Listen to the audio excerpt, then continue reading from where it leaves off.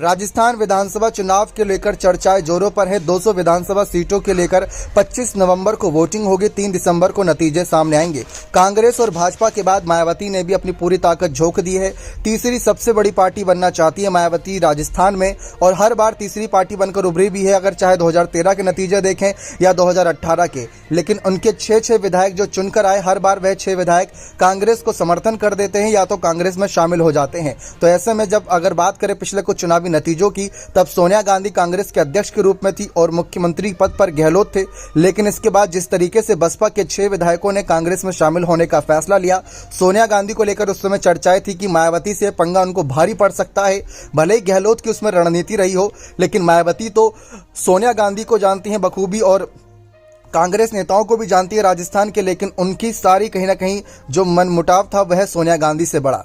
अब देखा जाए तो जब आखिरी अंतरिम अध्यक्ष के रूप में सोनिया गांधी नजर आई थी, फिर इसके बाद जब सोनिया गांधी हटी तो मल्लिकार्जुन खड़गे को कांग्रेस का अध्यक्ष बना दिया गया। तो वहां पर भी सोनिया गांधी ने कहीं ना कहीं मायावती को बड़ा नुकसान दिया, क्योंकि मल्लिकार्जुन खड़गे एक दलित चेहरे के रूप में हो और सोनिया गांधी की रणनीति यही रही है कि पिछले 10 सालों में उत्तर भारत की राजनीति में मल्लिकार्जुन खड़गे को आगे करने की।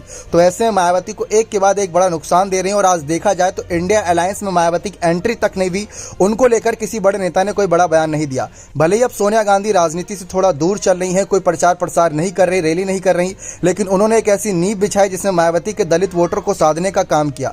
या यूं कहें कि पहले मायावती ने ही कांग्रेस को नुकसान पहुंचाया, क्योंकि जो आज बसपा के साथ उनका कोर वोटर से वो कभी कांग्रेस को समर्थन दिया करता था। तो सोनिया, राहुल और प्रियंका और खड़गे की रणनीति यही है कि अब जो उनका वोटर, कोर वोटर पुराने हुआ करते थे, उनको किसी तरीके से अपने झुकाव में लाया जाए। राजस्थान की सत्ता से शुरुआत करी गई है। राजस्थान में दलित वोटर और तमाम मुस्लिम वोटरों को साधने के लिए अन्य बड़े चेहरों को उतारा गया। लेकिन मायावती ने भी कम से कम 8 जनसभाएं करने का फैसला लिया, ताकि वह जो हर बार कुछ सीटें जीतती आई हैं, उनकी सीटों पर लगातार पकड़ मजबूत रहे और तीसरी बड़ी पार्टी बनकर उभरे। एक तरफ सोनिया और खड़गे हैं, दूसरी तरफ मायावती।